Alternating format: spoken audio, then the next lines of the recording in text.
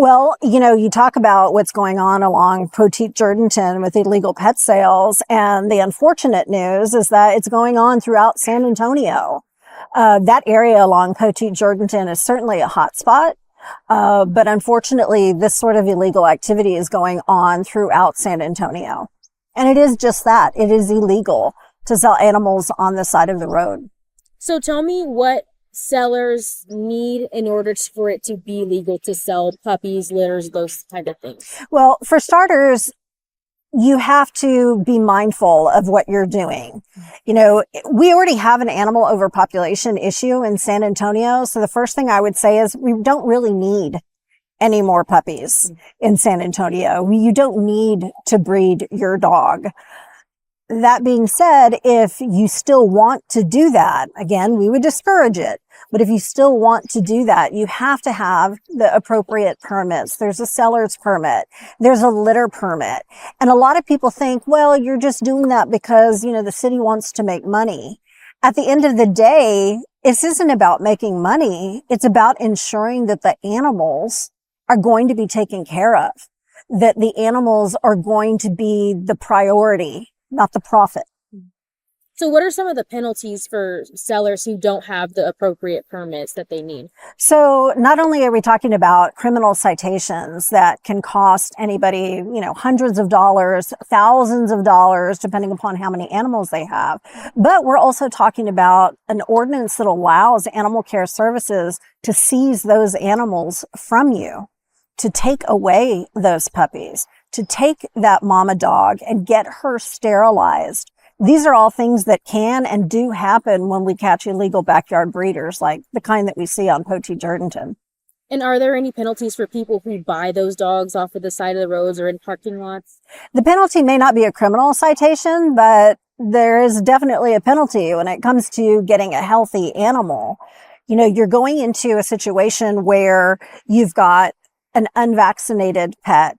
You've got a pet that's unsterilized. And in a lot of cases, you've got a pet that's unhealthy. There's going to be a penalty to be paid. And that penalty oftentimes is that pet's life. So a couple of weeks ago, we saw the ACS went in and they were able to raid one of these areas, seize those dogs. What does that do in terms of help get rid of this operation in the best way possible? So one of the things that we do all the time is anytime that we're engaged in, whether it's giving a criminal citation to somebody because their animal's roaming, or whether it's giving a citation to somebody because they're selling puppies on the side of the road, a big piece of that is about education. We don't want to have to cite people, but we will. What we also will do is educate people. Because if we cite you once, that should be enough. That should be the first and only time that we have an interaction with you. Unfortunately, there's people that believe, well, I didn't get caught this time, so I'll just keep doing it. It's unconscionable how somebody who lives in San Antonio would feel like it was okay to make the animal overpopulation issue that we have in San Antonio worse. Unhealthy animals, unvaccinated animals, unsterilized animals. These backyard breeders are a part of the problem, a big part of the problem. And that's why we do seizures like we do. That's why we go in and do these undercover raids that we do regularly. So what does it take to get to that point where we see an ACS raid? Is that just multiple calls from people saying, hey, my neighbor is doing XYZ, or how are you guys informed of what's going on? So that's a good question. So a lot of times people ask, well, how can I let you know that my neighbor is doing this? Or how can I let you know that I've been driven by this particular parking lot and I see people selling there on the weekends? That's going to be a call to 311. And we need that information not only to help our officers figure out where are these things happening, but also inform those large seizure type operations. You're probably not going to see a seizure of this sort, of this caliber, for a private residence.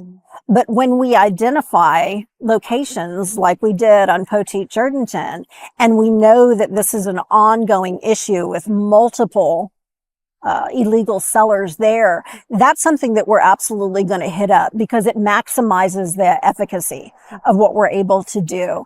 So these operations are sometimes months in the making. When we know that, as an example, people are perhaps selling on a particular Facebook group, we have infiltrated that Facebook group. We have eyes and ears everywhere. So when we are able to establish enough evidence that, yeah, this is indeed an illegal puppy seller, and in addition, they're doing it wholesale, they're doing this repeatedly, then that's something that we can build out, having a seizure, having an operation like we did a few weeks ago to try and get some of those Christmas puppies out of harm's way. And Lisa, that's a lot of the behind the scenes work that people don't see. What would you say to advise citizens who are seeing these type of things every day, and because they don't know what's going on behind the scenes, they feel like nothing is happening? I would say that just because you don't see something happening doesn't mean that it's not.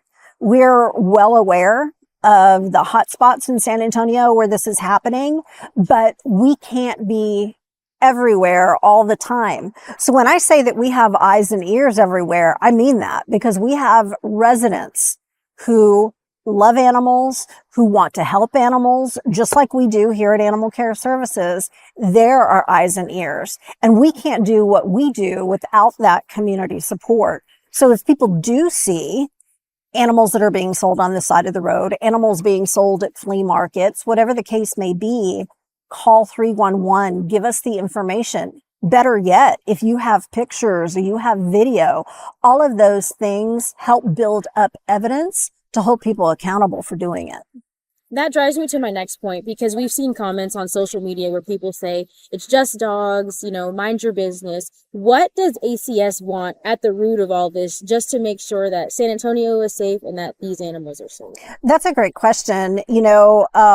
I think when, as a community, we decide that a life, in this case, a dog's life, is not worth anything, when it's not a priority, I think that speaks to a growing, for lack of a better word, rot in our community, that one life is not worth doing something about it. And that's kind of the approach that we take in Animal Care Services. Every animal that we can help is one more animal that we can help. And if the community would understand that animals do have worth, their lives do indeed matter, and we can help them by reporting something, see something, say something. I think that more and more the people who engage in these illegal activities will understand that there's not a place for them here in San Antonio. Is it going to ever completely be 100% eliminated? No, because there will always be people that, thumb their nose at the law, who don't want to be functioning legal parts of our community. But the majority of people don't want to live in a community where something that we know is illegal happens, where something that we know is morally repugnant happens. The majority of our community doesn't want that. And we certainly don't want it either. But we need the community's help to find these people and to catch them. And wrapping up just a little bit here, when it comes to these sellers, is there anything that you would say directly to people who are partaking in this or thinking about wanting to make a quick buck breeding or selling dogs illegally? I would say that we may not catch you the first time, but we're going to catch you. And is it worth it? Is it worth it making a quick buck from a living being? Is it worth it to put profit over puppies? Is it worth it to essentially scam people who are wanting to have a companion animal and scam them into thinking that they're getting a healthy pet, a vaccinated pet? You're going to get caught. And when you get caught, it's going to hit you, and it's going to hit you hard in the wallet. And we have no problem talking to the media and calling a spade a spade. And if you don't want to end up, on the 10 o'clock news, best bet is to maybe find another line of work. Backyard breeders need to be put out of business.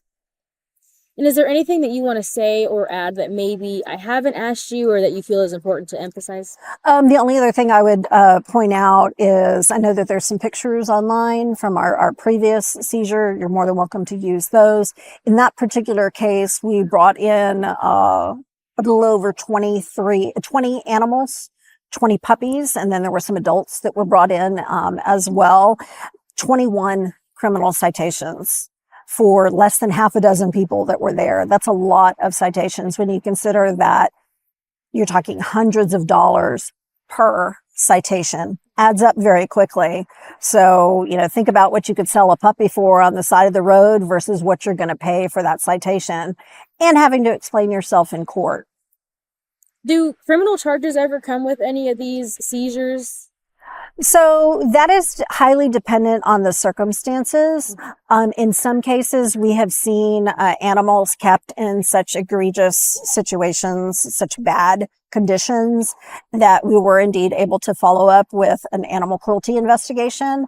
That just comes and goes. It just depends on what we see when we get there. Okay. Is there anything that you want to say or add that maybe I haven't asked you, or that we just talked about? Let's see. Just anything else? If people, one of the things that people often say is, well, it was an oopsie pregnancy. And now, I just want to sell the puppies, make a little extra money, that sort of thing. Number one, there should be no such thing as an oopsie pregnancy, with your pet. The city of San Antonio has put hundreds of thousands of dollars every year into free spay neuter for San Antonio residents. Those resources are available, as are vaccination clinics every single weekend. So there's simply not an excuse to be putting unvaccinated, unsterilized, unhealthy animals into the community. We've already got enough of that out there. We don't need any more.